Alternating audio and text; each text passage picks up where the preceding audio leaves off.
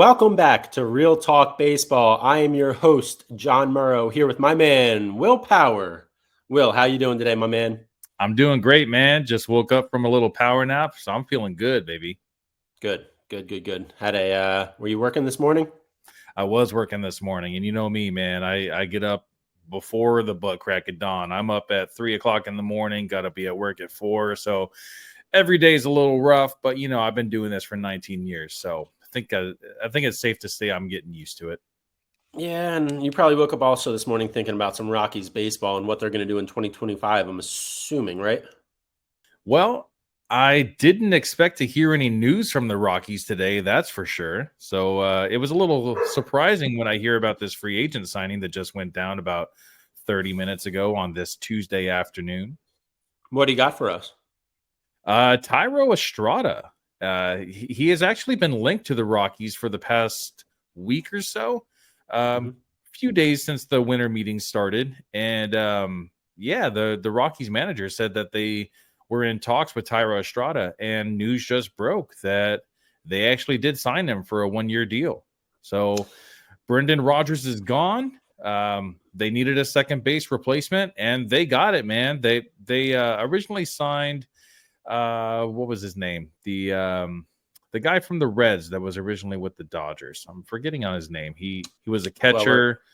We're going to talk about Austin Nola. They did sign Austin Nola, and we're going to get to that here. But let's actually start. Let's not get ahead of ourselves here. We're going to talk about the 2024 Rockies, the overview of the team. We're going to talk about the retirement of Charlie Blackmon here a little bit. We're going to talk about what they can do in 2024 to get better for 2025. And we're going to talk about a couple prospects here. So, Will, I'm going to actually let's start this off with you. We're going to start with the 2024 overview. So we'll talk about what they have already done, but let's talk about what happened. I mean, they finished 5th in the NL West. This is a team that went 61-101, 101 losses in a division that's only going to get tougher with the Dodgers getting richer. Dodgers get Blake Snell. The Dodgers probably are getting Roki Sasaki. The Padres are going to get better. That is a tough division. So 61-101, what can this team do? What did you see out of 2024 Rockies, and what do you think was promising leading into 2025? Well, I think the biggest thing to remember is that Nolan Jones had an amazing 2023, and then he goes into 2024. And when he was somewhat healthy, he was actually not very good on the field. And he's kind of like chopping it up to not being mentally there, but he was also dealing with some physical injuries as well.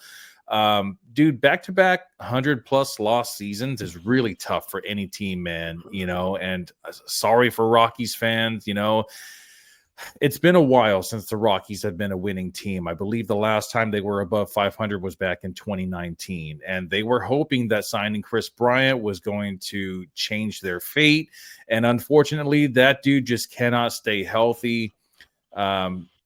Kris Bryant, I think, has been a huge problem since his signing. But, we can't just say the Rockies lost 100 games because of Kris Bryant there and Nolan Jones. There's a few other reasons. German Marquez was not healthy the entire season. And the rest of the pitching staff just wasn't up to par, and pitching in Colorado is very tough. The air is a lot thinner. The balls travel a lot faster and easier through the air. A lot of home runs, a lot of doubles. But, then pitchers that throw a lot of breaking balls don't really break too easily in Colorado, and so it's really hard for guys that throw curveballs, sliders, pitches that break. So I think the key to the Rockies getting better, it has to be starting pitching. Like, you can have all the hitters in the world, but you need guys that can throw the ball hard. Fastballs and changeups are what really thrive in Colorado. So if they can try to find some pitchers that have a really good fastball and a good changeup, I think that's going to be the recipe for success in Colorado. Yeah, and I mean, going back to what they're coming off of in 2024, I mean, they do have a mile long list, and pun intended for the Mile High City. They have a mile long list just of their most notable players in 2024 were Ezekiel Tovar, who and Nolan Jones. I mean, Nolan Jones was a huge disappointment, honestly, and you have to, he had a great 2023, like you said, but in 2024 he only hit 227, 3 homers. Tovar was hot and cold. He was very hot at times and he was ice cold at others. Tovar finished with a 269 average, 26 home runs, 78 RBIs. And you had mentioned Kris Bryant, and Kris Bryant was the guy that they signed to change this franchise and said, this is going to be our pillar that we can build off of. And that has not happened. That's not going to happen, unfortunately, for Rockies fans. They're paying him all that money, but he finished this past season hitting 218. He had 2 home runs. He had 2 home runs. Yeah. Think about that. The dude only played 37 games, like they're paying him so much money to play 37 games. This was in the 3rd year of his massive 7-year, $182 million deal. So at this point, do you cut your losses with a Kris Bryant type? Do you double down and say Kris Bryant can only get better from here? Do you say, let's build off of this? I don't know what they can do because they have I will say the hardest division in baseball to go against. Yeah, it seems like that way. You can't blame the Rockies for giving Bryant that contract. They didn't know that he was going to be so fragile. And Kris Bryant has actually said in interviews that he thinks it's because of the thin air and the colder air in Colorado that he's been having some health issues. But he started 9 games at first base, 12 games in right field, and 15 games at DH. I think it's time to start considering Kris Bryant just a permanent DH in Colorado. And no more playing the field. So he got injured 3 times last season. And it was crashing into the right field wall while making a catch. That's how he hurt his back. And then he had a left rib contusion from crashing into the right field wall, and then an oblique strain from crashing into the right field wall. So what's the common denominator here? He keeps on crashing into these walls. Now, I get it. You want to lay out for your team. You want to be the team player. You want to go out there and put the best defense on the field, but you can't stay healthy, man. If you can't stay healthy, you got to stop making those, or try to stop trying to make those amazing plays in the outfield, or just keep him at first base. Would you believe me if I told you Kris Bryant hasn't played 100 games this decade for any team? Yeah, that's pretty hard to crazy, believe. man. Yeah, I mean, he's not the same player he was with the Cubs, man. He's not. And I mean, I think it's fine to have expectations. I think even going to Colorado, I thought Kris Bryant could at least and should at least be a 250 with 25 to 30 home runs and playing 75 RBIs. Playing in Colorado, his bat should be playing a lot better than that. 250, 25 home runs. Like, that's what I would expect from him if he was still playing with the Giants, But playing in Colorado, this dude should be hitting 275 or better, 30 home runs every season. And this guy used to be a stolen base threat also. If I'm the manager, you're not stealing bases and you're not playing the field anymore. You are our DH, in the National League now. I don't think the DH was part of the National League yet when he signed with the Rockies. So they planned on making him an everyday position player. But now I think there was talks of it, and I think that's part of why they signed him, I think, honestly, is that they planned for that. Same kind of thought with Bryce Harper around the same timeline. But, I think with a guy like Kris Bryant, do you try to find a trade partner and do an Arenado type, hey, we'll eat half his contract just to get rid of him? Or you just ride this out at this point? I guess if the team that they're trying to trade with believes into what Kris Bryant said, about Colorado being one of the reasons why he keeps on getting injured. If another team buys into that, then maybe they'll be willing to trade for him. But the dude makes $27 million a year, and he's under contract until 2029. 5 more years. So what's a Kris Bryant trade to, I don't know, say a Pittsburgh where Anthony Rizzo is, where Paul Skeens is, and you eat half his contract? Pirates could pay him $13-14 million a year, and it could be a fun little rehab Kris Bryant project. But the Pirates also have the second lowest payroll in baseball, right behind the Oakland A's or Sacramento A's or whatever they're calling themselves nowadays. And do they really want to pay that much? You know, maybe if the Rockies say like, hey, we'll pay half of his contract, you know, you guys pay the other half, then maybe, you know, and I think he would do much better in PNC Park than he would in Coors, you know. But honestly, I think the best bet is the Rockies they eat it and they say, we're going to make Kris Bryant our permanent DH. Because if he goes off to some other team and thrives, they're going to be kicking themselves, you know. And they were planning on building around this guy, but how do you build around a guy that only plays less than 50 games a year? Yeah, and that's just it. I mean, can he be a guy? Maybe. Is he the guy? Doesn't look like it. And we'll get to that. We have some free agency predictions to get to here as well. But I think let's continue to talk about the 2024 Rockies and what they were. You know, they really weren't a bad hitting team. They just weren't good. You know, middle, bottom third pack. You know, this team was tied for 19th in baseball with 682 runs scored. They were 18th in team batting average with a 242 batting average, 23rd in on-base percentage, and they had a 304 on-base percentage. 14th in slugging percentage with a 400. So honestly, Will, I mean, this team can easily improve upon that if they just sign a guy or two, you know, get towards that, let's call it top third or even second third. But right now, you know, they're middle to bottom third in every category. If we talk about them spending some money here, and they have money, they were 17th in baseball in payroll, spending $146 million in 2024, I'm sorry.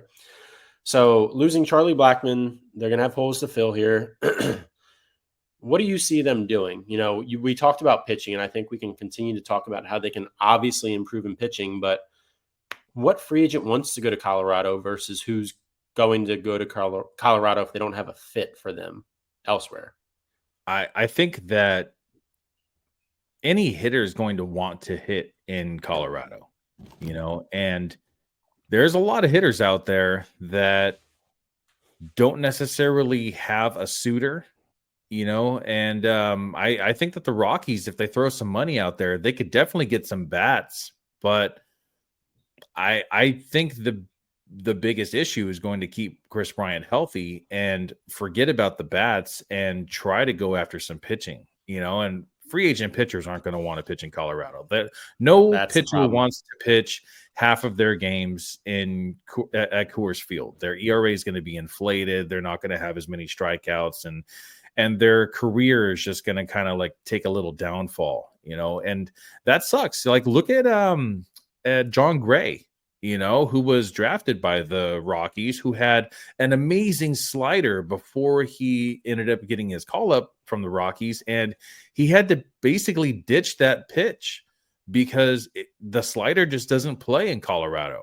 You know, that's why you see some of these aces go and pitch against the Rockies and they just get rocked because their stuff just doesn't move as well as it does in their home ballparks. And I think they really just need to go. I think it has to be a trade, man. The Rockies have 3 of the top 100 prospects, might even be 4 now. And, you know, I think they're not ready, though. I think, no, they're definitely not ready, but not necessarily to be called up. But there are some trade pieces. I think they need to keep Charlie Condon. I think that's their outfielder for the future to replace Charlie Blackmon. But there are some other guys that they could potentially trade and go after a big name pitcher. How about a Luis Castillo? I think Luis Castillo would be an amazing pitcher in Colorado. Now he's definitely going to have an inflated ERA. And is that your friend right there? Yep, coming in to say hello. Little selfie. Yeah, the Luis Castillo from the Mariners, I think, would be a great fit for Colorado. And I think the Mariners would be willing to give him up because they're not, the greatest team in the AL West either. And I think that they might be sellers before the trade deadline in 2025. I Luis like that. Castillo might be on the block. I don't think that the Rockies will be really like chomping at the bit, because you're going to have other teams that are going to be offering, something for a guy like Castillo, because they're going to be in a playoff run, and the Rockies are not. I don't think the Rockies are going to be ready for a playoff run anytime soon. It's probably going to be at least a few years. But you got to start thinking rebuild, right? Because they do have some promising prospects. They have a couple pitchers. They have an outfielder. They have a second baseman. And, they do these little signings, like you said, Austin Nola and Thairo Estrada, but they can't really get any big names like they got Kris Bryant a few years ago. They probably promised Kris Bryant, like, we're going to build around you. And now it's kind of just like, well, we can't really do that anymore because we need you to play at least 125 games every year. And I think the problem with them too is, again, the biggest thing factors into when will they be able to compete? Are they going to compete in 2025? Probably not. Are they going to 2026, 27, 28? When are they going to be ready? And that is going to be a tough question, because I think the Dodgers are dominant. Now, you don't just roll over and die, but this is probably not a team that's going to go out and spend a ton of money this offseason. I would love to see them sign a couple boppers and maybe sign, like you said, they could do a trade or two. I don't see them going all in this year. I wouldn't expect them to for 2025, but maybe they start building for 26 and 27 to compete, become what a Padres are. The Dodgers aren't going anywhere, but if you can compete with them, I hate to say it, that's really all you can ask for in the NL West right now. The Dodgers are going to be a powerhouse if they get Roki Sasaki, especially. They already are. I will say that I think with the Rockies, if you can continue to build that farm system, if you can trade maybe you can get some value for a Tovar and get more prospects. This is a team that's not really, I don't expect to improve much upon that 61 and 101 record. Now you can sign some guys that if you want to go all offense, that's my only thought here, is that if you are starting to think, all right, we can just out hit everybody, maybe you can sign a guy like a Tyler O'Neill, and just say, we're going to add 30 to 35, maybe 40 home runs. Tyler O'Neill has a ton of power, and in Coors Field, anyone can hit, not anyone, but power hitters can definitely have a strong advantage there. I JD believe Martinez. Tyler O'Neill just signed with the Orioles, I think. I did see that he signed somewhere. I think it was with the Orioles. I'm going to check that real quick. He did 3 years, 50, 49.5. Wow. All right. Well, good call. 49 minutes ago. Good call. Yeah, but there's some other free agent hitters out there, and I do like that strategy. Actually, it worked for the Yankees. The Bronx Bombers, they didn't really care too much about their pitching and their defense. Not necessarily talking about last year, but kind of just like the whole mentality of the Yankees is all about the Bronx Bombers. Just let's put up as many runs as possible on the board, and as long as we outscore our opponent, then we'll win some games. And at the end of the day, it doesn't matter how many runs you allow. It's as long as you score more than the other team. If you score 8 and they score 7, the ERA on your pitching squad is pretty high. But hey, you know what? You still won the game, so who cares, right? And I think it's tough to the biggest thing too, we talked about pitching. I think it's just tough to continue throwing out Kyle Freeland there for your opening day starter every year. That's just not going to get it done. Now it's Coors Field. Guys aren't necessarily drawn to pitch there, but if you can prove to have some success in Coors Field, and there are guys that do it, Ubaldo Jimenez, we're talking about a while back, but I think he had a 2-something ERA. It can be done. And, why can't they go out and I would love to even see like a Jack Flaherty out there, Nathan Eovaldi, even a Charlie Morton as their opening day starter over Kyle Freeland, anybody. And these are, I don't want to say they're not huge improvements, but it's a huge, for them it is, for a team that really needs to bolster their starting rotation, anyone can help there at all. And I think that's one of their biggest issues is starting pitching just kills them. Yeah, for sure. Now, we did talk about, what they already did do. They signed Austin Nola. You just said about Thairo Estrada. Are there any other guys that they can really target out there that you see as realistic options? There are, but I think it would be safe to go after another second baseman, just because Thairo Estrada, his whole career has been kind of rocky, and Pun intended. he's dealt with pun unintended and intended at the same time. He's kind of gone through some injuries, in his history, but there's other guys like Nick Madrigal, John Birdie, those are other names that have been linked to the Rockies in the past week or so. And I really don't understand why they just didn't re-sign Brendan Rodgers and keep the second baseman that they had, who was probably only going to make $6 million, in 2025, maybe a little more. But they could definitely afford that. $6 million is chump change nowadays in 2025. So switch it up a little bit. I mean, if it's not working, just switch it up. If it's not working, try something different. I mean, I get that perspective of it. Yeah, is Brendan Rodgers going to get it done? Then they were left with the hole, and and they fill it with Thairo Estrada. And Thairo Estrada is not, a bad option, fantasy wise. A couple years ago, he was really good, and he actually helped me.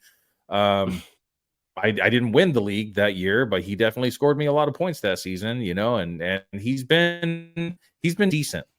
But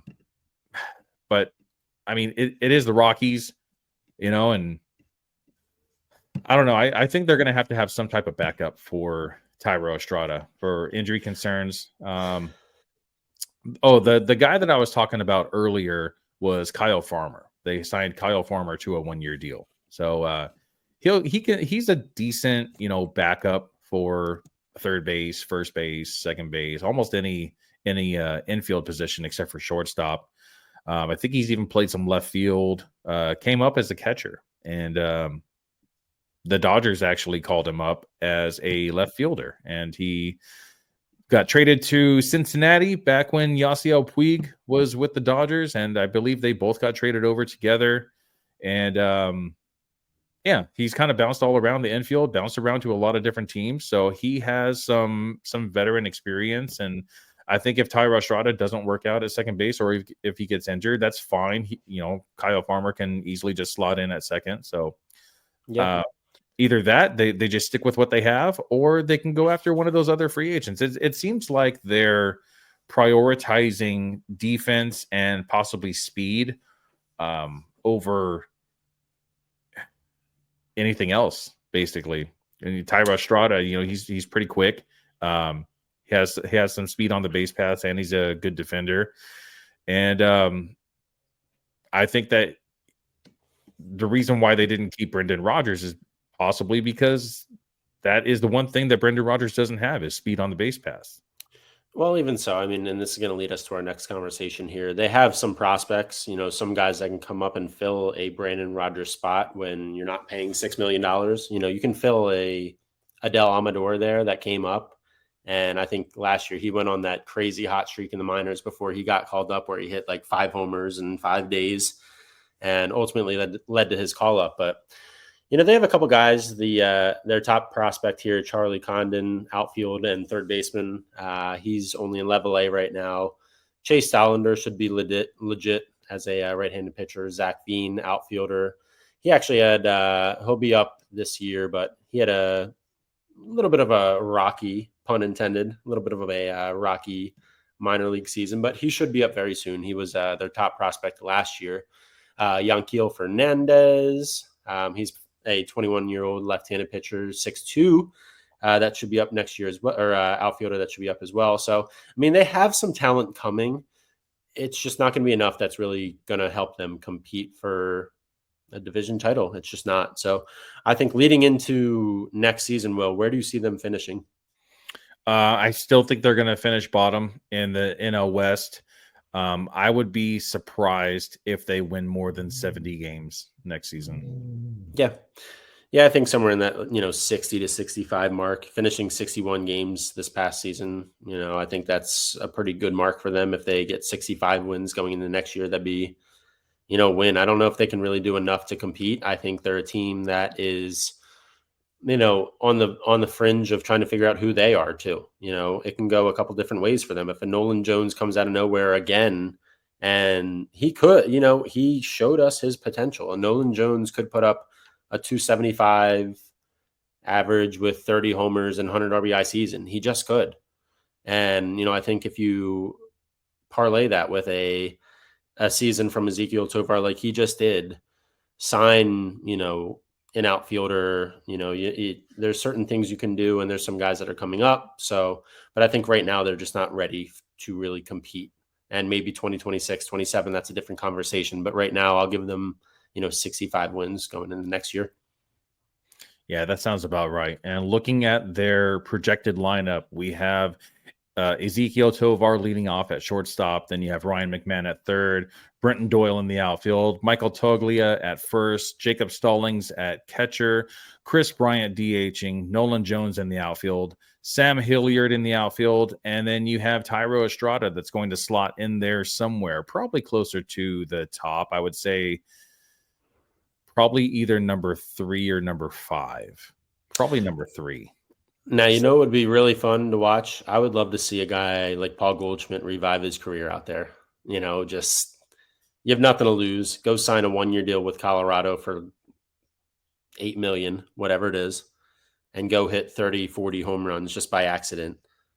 Just by accident. And he's actually played a lot in Colorado because he was with the Diamondbacks for so long, so he knows the ballpark already. So I would love to see that. I see that as a pretty good fit. He's going to be a little bit expensive just because of the name, even though he hasn't been what he was in the past couple seasons, but I could still see him making $12 to $15 million for a 1-year deal with the Rockies. Yeah, and I think the hard part is it's going to be leftovers. I really do hate to say it that way, but leftover free agents to say, does even a Paul Goldschmidt have a better chance with a contender to sign at the same price tag? Probably, to sign in a place like a Texas or San Diego or wherever versus Colorado. I think he can have some fun in Colorado, and if that's his option, he'll be fine, or any free agent for that matter. But right now, that is how Colorado is going to be looked at. I think it's a very fun place to go visit and fun place to, potentially lifestyle wise, but it's just not a team that's ready to compete. Yeah, I agree. Yep. Well, this is going to be it for our Rockies episode. I appreciate you joining in here with Real Talk Baseball. I am John Murrow here with Will Power. Don't forget, before you leave, to like and subscribe there with the QR code in the corner right. And I, again, am John Murrow with Will Power. We are out of here. Thanks for watching. See you guys.